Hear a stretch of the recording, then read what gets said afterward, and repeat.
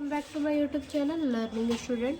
तो आज हम देखेंगे परिसंचरण या परिवहन तंत्र। ठीक है, इससे पहले वाले टॉपिक में हमने इस प्रक्रम में पढ़ा है जो है कि पोषण, पाचन और श्वसन। ठीक है, पोषण, पाचन, श्वसन, ये 3 टॉपिक हमने पढ़ लिया है।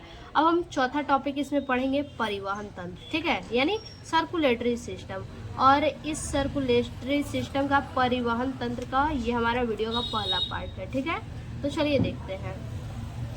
परिचय क्या है? परिचय समझिए।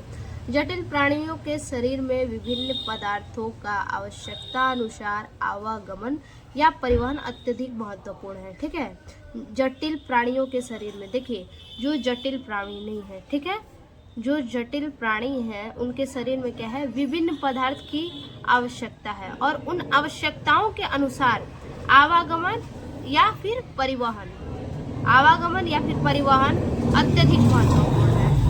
ठीक, आवागमन या परिवहन अत्यधिक महत्वपूर्ण है जटिल प्राणियों के शरीर में। ठीक है, और इसे सफलतापूर्वक संपन्न करने के लिए शरीर में एक विशेष यंत्र उपस्थित होता है। ठीक है, सफलतापूर्वक क्या है, इसे संपन्न करने के लिए शरीर में क्या होता है, एक विशेष यंत्र उपस्थित होता है जिसे परिसंचरण तंत्र कहते हैं। ठीक है, जो विशेष तंत्र उपस्थित होता है उसे हम क्या कहते हैं, परिसंचरण तंत्र कहते हैं। सभी जीवित उच्च श्रेणी के जंतुओं के लिए, ठीक है, जितने भी जीवित उच्च श्रेणी के जंतु हैं, ठीक, जितने भी उच्च श्रेणी के जो जीवित जंतु हैं उनके लिए परिवहन मुख्यतः निम्न कारणों से आवश्यक है। ठीक है, यानी कारणे निम्नलिखित हैं। तो कौन कौन सी कारणे हैं उनको चलिए देखते हैं। पहला है आहार नाल में पचे हुए भोजन का शरीर के विभिन्न भागों तक पहुंचाने के लिए, ठीक है, क्या आवश्यक है, फिर से उच्च श्रेणी के जंतुओं के लिए परिवहन आवश्यक है जो कि निम्न है। तो पहला जो आवश्यक है परिवहन के लिए वो है आहार नाल में पचे हुए भोजन। जो हमारा आहार नाल है, जो उसमें भोजन पचते हैं, ठीक है, तो पचे हुए भोजन का जो शरीर होता है उनमें विभिन्न भागों तक पहुंचाने के लिए होता है। ठीक है, उसके बाद जो पचे हुए भोजन होते हैं वो क्या करते हैं, शरीर के विभिन्न अंगों तक पहुंचाने का कार्य करते हैं। और दूसरा है सभी कोशिकाओं को ऑक्सीजन पहुंचाने के लिए। दूसरा परिवहन का मुख्य क्या है कारण, सभी कोशिकाओं को ऑक्सीजन पहुंचाने के लिए। तीसरा है उपापचय क्रियाओं के बाद, जो उपापचयी क्रियाएं हैं उन क्रियाओं के बाद जो उत्सर्जी पदार्थ होते हैं, उत्सर्जी पदार्थ जो बने होते हैं जैसे CO2 यानी अमोनिया आदि को कोशिका से बाहर निकालने के लिए। ठीक, तो ये हमारा 3 हो गया जो है कि परिवहन में मुख्य कारणों के लिए आवश्यक है, यही 3 कारण है। अब उसके बाद अगला हेडिंग जो हमारा है वो है, देखिए अब हम देखेंगे परिसंचरण तंत्र के प्रकार, कौन कौन से प्रकार होते हैं। पहला है खुला परिसंचरण तंत्र। कौन सा परिसंचरण तंत्र, तो खुला परिसंचरण तंत्र। यह परिसंचरण तंत्र ऊतक, द्रव तथा रुधिर में भरे असममित पात्रों का बना होता है। ठीक है, ये जो परिसंचरण तंत्र होता है, खुला परिसंचरण तंत्र कहाँ होते हैं, तो ऊतक, द्रव और रुधिर में भरे होते हैं। ठीक है, रुधिर में भरे असममित पात्रों का बना होता है। ये रुधिर में भरे होते हैं और असममित पात्रों से बने होते हैं। इनमें कोशिका जैसी पतली कोशिकाएं, इनमें क्या होता है, कोशिका की तरह पतली जो नलिकाएं होती हैं वो सदैव अनुपस्थित होती हैं। ठीक है, जो पतली नलिकाएं होती हैं वो बिल्कुल अनुपस्थित होती हैं। इस प्रकार के परिसंचरण तंत्र में ऊतकों की कोशिकाएं, इस प्रकार का जो परिसंचरण तंत्र होता है उनमें ऊतकों की जो कोशिकाएं होती हैं वो सदैव यानी हमेशा रुधिर जैसे परिवहन पदार्थ के सीधे संपर्क में रहते हैं। ठीक, परिसंचरण तंत्र में जो ऊतकों की कोशिकाएं, जो परिसंचरण तंत्र में ऊतक की कोशिकाएं होती है, ऊतक होंगी और ऊतक से क्या होंगी, कोशिकाएं होंगी। तो ऊतक की जो कोशिकाएं होती है वो हमेशा रुधिर की तरह क्या होती है, परिवहन पदार्थ से सीधे संपर्क में रहती है। ठीक है, रुधिर जैसे परिवहन पदार्थ के संपर्क में रहती है वो। ठीक, जैसे उदाहरण के लिए मान लीजिए सूक्ष्म जीव, कीट इत्यादि। ठीक, सूक्ष्म जीव क्या होते हैं, ये सूक्ष्म जीव और कीट ये दोनों के दोनों जो है कि परिसंचरण तंत्र के अंतर्गत आते हैं। आगे है बंद परिसंचरण। ठीक है, बंद परिसंचरण क्या है, देखिए पहला खुला परिसंचरण था परिसंचरण तंत्र के प्रकार में, और दूसरा है बंद परिसंचरण तंत्र। इस परिसंचरण तंत्र में रुधिर सदैव निश्चित वाहिनियों में बहता है। इसमें क्या होता है, जो रक्त होता है वो हमेशा के लिए क्या होता है, निश्चित वाहिनियों में ही बहता है बंद परिसंचरण तंत्र में। तथा शरीर के ऊतकों के साथ, जो हमारे शरीर के जो ऊतक होते हैं उन ऊतकों के साथ क्या करते हैं, संपर्क में कभी नहीं आते हैं। जो हमारे शरीर के जो ऊतक होते हैं उनके संपर्क में क्या होते हैं, ये कभी नहीं आते हैं। शारीरिक ऊतकों में रुधिर पहुंचाने का सबसे उपयुक्त तरीका है। ठीक है, ये जो बंद परिसंचरण तंत्र है ये शारीरिक ऊतकों में, जो शारीरिक ऊतक हैं उन ऊतकों में ब्लड को पहुंचाने का सबसे अच्छा तरीका है ये बंद परिसंचरण तंत्र। ठीक है, जैसे केचुआ, खरगोश, मनुष्य, ये सब क्या है, बंद परिसंचरण के उदाहरण है। ठीक है, इनमें क्या होता है, जो रुधिर होती है परिसंचरण तंत्र में, जो केचुए में, खरगोश में और मनुष्य के परिसंचरण तंत्र में क्या होता है, जो रुधिर होती है वो क्या करती हैं, वाहिनियों में ही बहती है और ऊतकों के साथ, जो इनके शरीर के जो ऊतक होते हैं इनके साथ कभी भी संपर्क में नहीं आती है। ठीक है, और ये जो शारीरिक ऊतक में जो रुधिर पहुंचाने का सबसे अच्छा ये तरीका भी है। ठीक, अब देखिए रुधिर, रुधिर क्या होता है इसको समझते हैं। रुधिर आखिर होता क्या है, देखिए रुधिर एक तरल संयोजी ऊतक है। ठीक है, रुधिर का मतलब क्या होता है, ब्लड होता है, खून होता है, रक्त होता है, ये सब क्या है, रुधिर के ही नाम है। रुधिर एक क्या है, एक प्रकार का तरल संयोजी ऊतक है। रुधिर कैसा होता है, तो चिपचिपा टाइप का होता है। ठीक है, रुधिर एक तरल संयोजी ऊतक है जिसकी उत्पत्ति भ्रूण के मध्य जनन स्तर से होती है। रुधिर की इसकी उत्पत्ति कहाँ होती है, रुधिर की, तो इसकी जो उत्पत्ति होती है वो भ्रूण के मध्य में होती है। भ्रूण के मध्य में कहाँ, जनन स्तर से। ठीक है, भ्रूण के मध्य में जनन स्तर से जो है कि रुधिर होती है। ठीक, यह जल में कुछ भारी, ठीक है, जल में क्या कह रहा है, कुछ भारी, यानी घनत्व तो कितना है, 1.04 से 1.07, चिपचिपा, स्वाद में नमकीन, हल्का क्षारीय होता है। ठीक है, इसका घनत्व कितना होता है जल में, यह जल में कुछ भारी, जो ब्लड होता है वो जल में क्या होता है कि कुछ भारी होता है, और इसका घनत्व जो है कि 1.04 से 1.07 तक होता है, और ये चिपचिपा होता है, स्वाद में क्या होता है, नमकीन होता है। ब्लड को कभी आप मुंह में लिए होंगे, जैसे किसी का कट पड़ जाता है ना तो तुरंत मुंह में अंगूठी डाल देते हैं। ठीक है, या फिर कहीं कट पड़ जाता है तुरंत मुंह में डालते हैं, तो क्या होता है, बिल्कुल एक तो चिपचिपा होता है, क्योंकि ब्लड गिरने के बाद क्या होता है वहाँ पे एक तरल पदार्थ जम जाता है जो कि चिपचिपा होता है, और मुंह में डालते होंगे ब्लड को तो जाहिर सी बात है हल्का नमकीन टाइप का होता है उसका स्वाद, और क्षारीय होता है। क्षारीय में पीएच मान जो है कि 7.3 से 7.5 तक होता है, तथा अपारदर्शी पदार्थ है। ठीक है, रुधिर क्या है, अपारदर्शी पदार्थ है जो कि हमें दिखता है। मानव शरीर में रुधिर की मात्रा, जो ह्यूमन बॉडी होता है, जो मानव का शरीर होता है उसमें ब्लड की मात्रा, ठीक है, ब्लड की मात्रा शरीर में क्या होता है, शरीर के भार की लगभग 7 से 8% होती है। यानी मानव में जो ब्लड होता है वो कितना होता है, तो शरीर का जितना भार होता है उसके लगभग ही 7 से 8% होता है, भार के 7 से 8% ब्लड होता है। अतः एक 70 केजी के मनुष्य के शरीर में औसतन 5 से 6 लीटर रुधिर होता है। ठीक है, यानी एक 70 केजी का जो स्वस्थ मनुष्य है, ठीक है, 70 केजी का कोई स्वस्थ मनुष्य है और उसके शरीर में ब्लड कितना होता है, तो औसतन जो है कि 5 से 6 लीटर होता है ब्लड। ठीक, स्त्रियों में रुधिर की मात्रा कुछ कम होती है।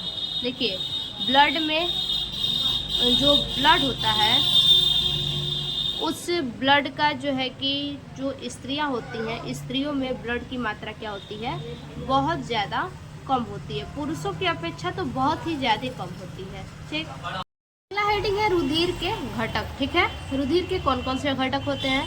पहला घटक है प्लाज्मा। देखिए, यह रुधिर का निर्जीव द्रव भाग है। प्लाज्मा क्या है, रुधिर का जो कि प्लाज्मा जो है वो रुधिर का निर्जीव भाग है, निर्जीव और द्रव भाग है। प्लाज्मा कैसा होता है, तो चिपचिपा होता है, जिसमें सजीव कोशिकाएं तैरती रहती हैं। ठीक है, ये जो प्लाज्मा है वो निर्जीव भाग है द्रव का, और इस प्लाज्मा में क्या होता है कि जो सजीव कोशिकाएं होती हैं वो घूमती रहती हैं, यानी तैरती रहती हैं। इसकी रचना में लगभग 92% जल होता है। ठीक है, इसकी रचना में यानी प्लाज्मा की रचना में 92% क्या होता है, जल होता है, जिसमें अन्य वस्तुएं घुली रहती हैं। ठीक है, 92% जल होता है जिसमें क्या होती हैं, अन्य वस्तुएं घुली रहती हैं उस जल में। ये घुली वस्तुएं, इन घुली वस्तुओं में क्या क्या होता है, ग्लूकोज, यूरिया, अमीनो अम्ल, हार्मोन, श्वसन, गैस आदि होते हैं। प्लाज्मा प्रोटीन रुधिर का परासरणी दाब बनाए रखने में सहायक होता है। ठीक है, जो प्लाज्मा प्रोटीन होता है, ठीक है, प्लाज्मा जो प्रोटीन होता है वो जो है कि रुधिर का परासरणी दाब को क्या करता है, बनाए रखने के लिए सहायता करता है। उसके बाद दूसरा है रुधिर कणिकाएं। ठीक है, दूसरा क्या है, रुधिर कणिकाएं। अब रुधिर कणिकाएं क्या है, देखिए, ये रुधिर का लगभग 45% भाग बनते हैं। जो रुधिर कणिकाएं होती हैं ये रुधिर का 45% भाग क्या होती हैं, बनती हैं। मानव में रुधिर कणिकाएं 3 प्रकार की होती है। मानव में रुधिर कणिकाएं कितने प्रकार की होती हैं, तो 3 प्रकार की, जिसमें से ए है लाल रुधिर कणिकाएं। ठीक है, पहला कौन सा है, तो लाल रुधिर कणिकाएं पहला है। मानव रुधिर में इसकी मात्रा सबसे अधिक लगभग 45 से 55 लाख प्रति घन मिलीलीटर होती है। ठीक है, मानव का जो ब्लड होता है, ठीक है, मानव का जो ब्लड होता है उसमें लाल रुधिर कणिका यानी आरबीसी, रेड ब्लड सेल, ठीक है, आरबीसी रेड ब्लड सेल, इसमें कितनी होती हैं, तो मानव में जो आरबीसी होता है वो 45 से 55 लाख प्रति घन मिलीलीटर होता है। ये लाल रंग की केंद्रक रहित तथा उभय अवतन होती हैं। ठीक है, ये लाल रंग की कैसी होती हैं, लाल कलर की, और केंद्रक रहित यानी इनमें केंद्रक नहीं होता है, और ये उभय अवतन होते हैं। हीमोग्लोबिन के कारण इनका रंग लाल होता है। ठीक है, इनका रंग कैसा होता है, हीमोग्लोबिन के कारण लाल होता है।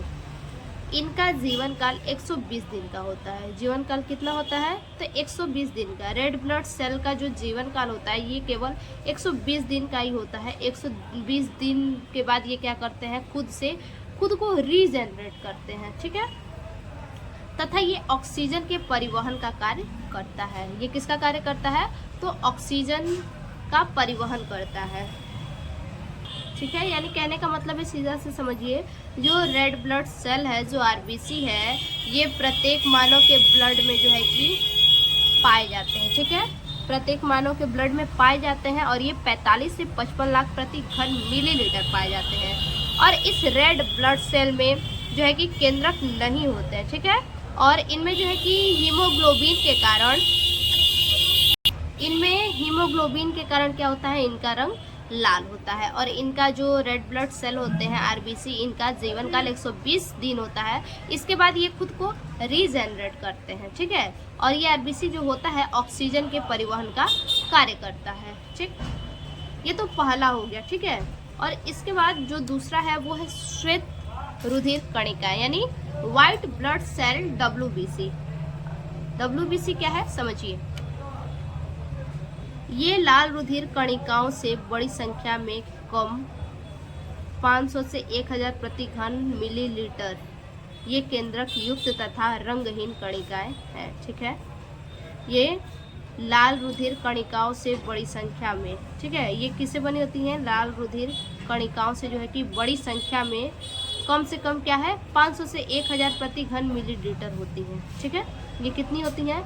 ये लाल रुधिर कणिकाओं से बड़ी होती है श्वेत रुधिर कणिका। ठीक है, यानी WBC बड़ा होता है RBC से, और इसमें क्या होता है 500 से 1000 मिलीलीटर होते हैं। ठीक है, और ये जो WBC होता है इनमें क्या होता है? केंद्रक होता है।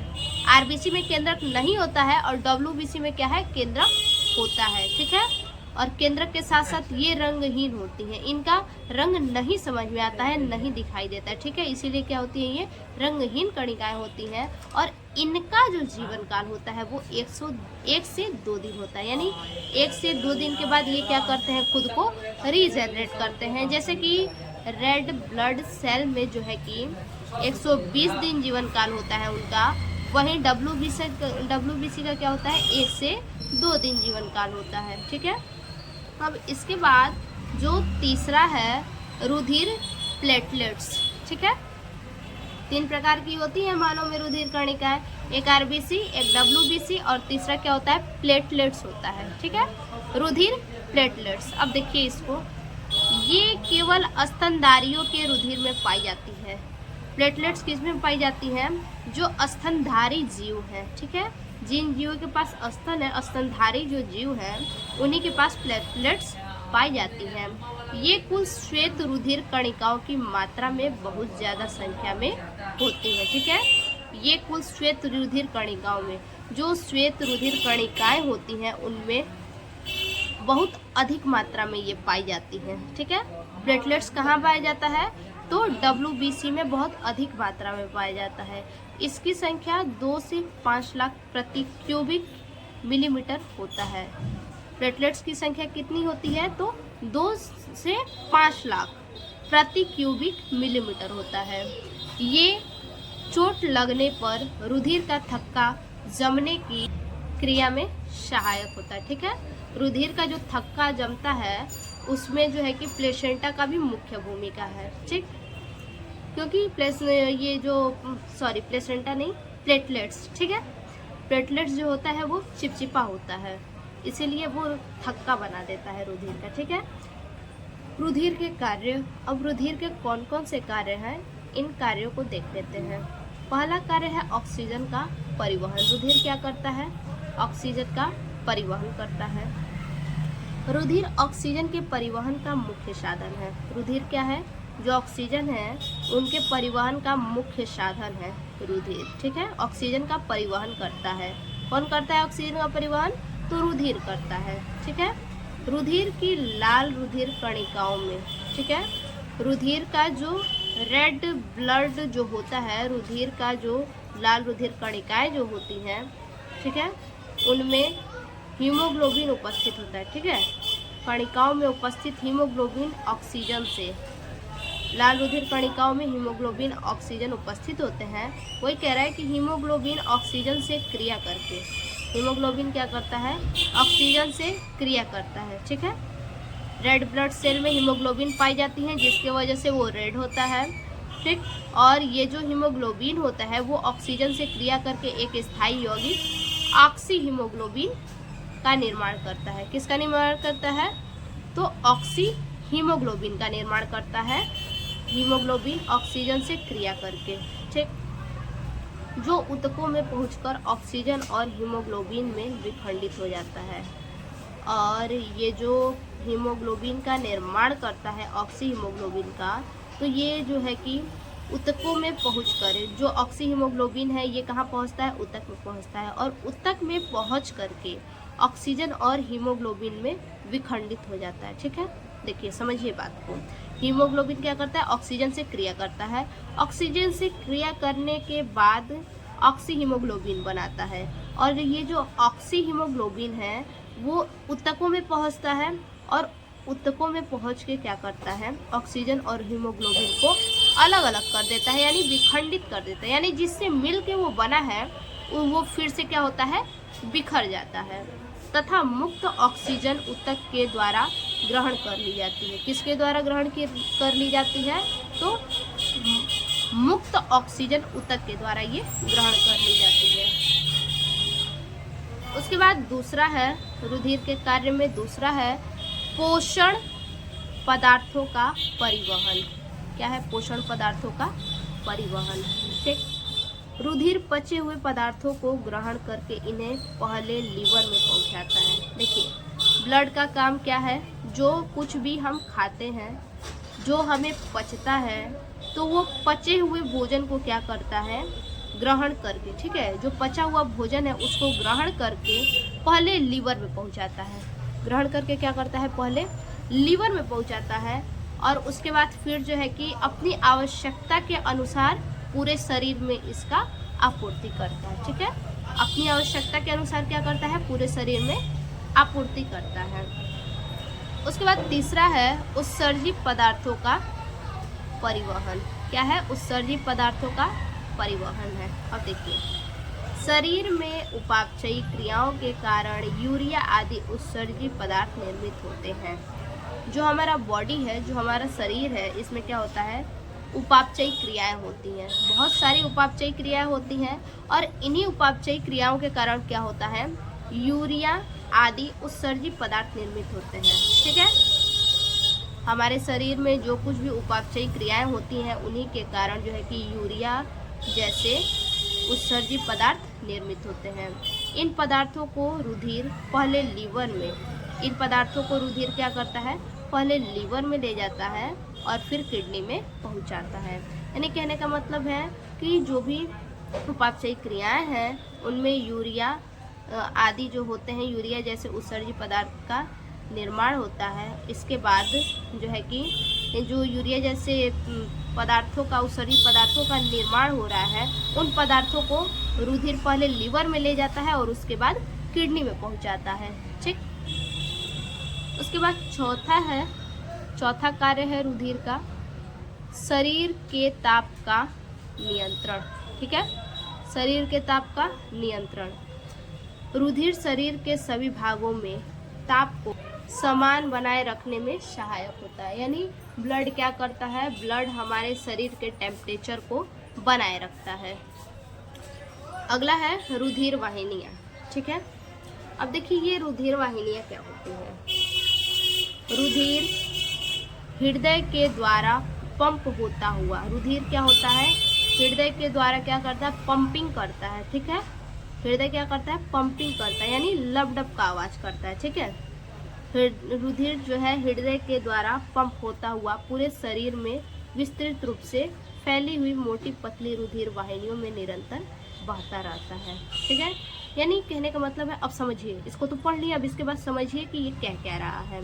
कहने का मतलब है बच्चा कि जो हृदय के द्वारा जो पंपिंग होता है ब्लड का, ठीक है, जो हृदय के द्वारा ब्लड का जो पंपिंग होता है, सर्कुलेशन होता है, वो पूरे शरीर में क्या है, विस्तृत रूप से फैला हुआ है। ठीक है, किसके द्वारा फैला हुआ है, तो मोटी सी पतली सी क्या होती है, रुधिर वाहिनियों में निरंतर बहता रहता है। कहाँ बहता है, तो मोटी पतली रुधिर वाहिनियों में बहता रहता है। ये दो प्रकार के होते हैं। कितने प्रकार के, तो रुधिर वाहिनियाँ जो होती हैं ये दो प्रकार की होती है। अब कौन कौन से दो प्रकार हैं उसको समझते हैं। पहला है धमनी। ठीक है, प्रकार में पहला है धमनी। देखिए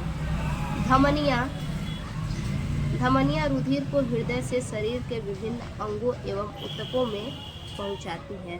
धमनियाँ जो धमनी होती है वो ब्लड को क्या करती है, हमारे हार्ट से पूरे शरीर में, शरीर के एक एक अंगों यानी विभिन्न अंगों तक पहुंचाती है, विभिन्न अंगों में और ऊतकों में। जो धमनियाँ होती हैं वो ब्लड को क्या करती हैं, ब्लड को जो है कि हृदय से पूरे शरीर के विभिन्न अंगों में और ऊतकों में पहुंचाती हैं। अतः स्पष्ट है कि आदर्श रूप से इन्हें हम उन वाहिनियों के रूप में परिभाषित कर सकते हैं। यानी इस प्रकार से स्पष्ट है कि इन्हें हम जो है कि वाहिनियों के रूप में परिभाषित कर सकते हैं, जो रुधिर को हृदय से दूर ले जाती है। ठीक है, कैसे परिभाषित कर सकते हैं, जो रुधिर को हृदय से दूर ले जाती है। इनमें मुख्यतः ऑक्सीजन युक्त शुद्ध रुधिर होता है। ठीक है, इनमें क्या होता है, इनमें जो है कि मुख्यतः ऑक्सीजन युक्त, यानी ऑक्सीजन जो रुधिर होता है उनमें ऑक्सीजन भी होते हैं।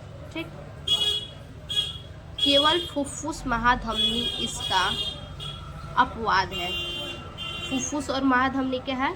इसका अपवाद है। अपवाद में फुफ्फुस और जो महाधमनी है वो अपवाद में है कि जो रुधिर को ले जाती है, ठीक है, पूरे शरीर तक, जो कि यह हृदय से अशुद्ध रुधिर को शुद्धिकरण के लिए फेफड़े में ले जाती है। जो फुफ्फुस और महाधमनी होती है ये क्या करती है? ये बल्कि जो हमारे हृदय में अशुद्ध रक्त है उन रक्तों को शुद्धिकरण करने के लिए, ठीक है, शुद्धिकरण करने के लिए फेफड़े में ले जाती है। ठीक, उसके बाद है शिरा। शिरा क्या है? देखिए, शिराएं शरीर के सभी अंगों एवं ऊतकों से रुधिर को वापस हृदय में लाती हैं। शिराएं क्या करती हैं? जो शरीर के जितने भी अंग होते हैं और ऊतक होते हैं, ठीक है, इनसे जो है कि रुधिर को वापस हृदय में लाती हैं। शिराएं क्या करती हैं? ब्लड को जो है कि रिटर्न हृदय में लाती हैं। सभी अंगों से और ऊतकों से जहाँ जहाँ ब्लड गया होता है वहाँ से ब्लड को वापस हृदय में लाती है शिराएं, ठीक है। अतः आदर्श रूप से इन्हें हम उन वाहिनियों के रूप में परिभाषित कर सकते हैं जो रुधिर को हृदय में लाती है। यानी इसे हम कह सकते हैं कि जो ब्लड है वो क्या करती है? ब्लड जो है वो रिटर्न हृदय में आती है। इनमें CO2 युक्त अशुद्ध रुधिर होता है, ठीक है। इनमें क्या होता है? CO2 युक्त, यानी जो ब्लड होता है उनमें CO2 भी होता है, यानी इनमें CO2 युक्त अशुद्ध रुधिर होता है, ठीक है। तो आज के लिए बस इतना ही, फिर से मिलते हैं एक और नए वीडियो में, तब तक के लिए धन्यवाद।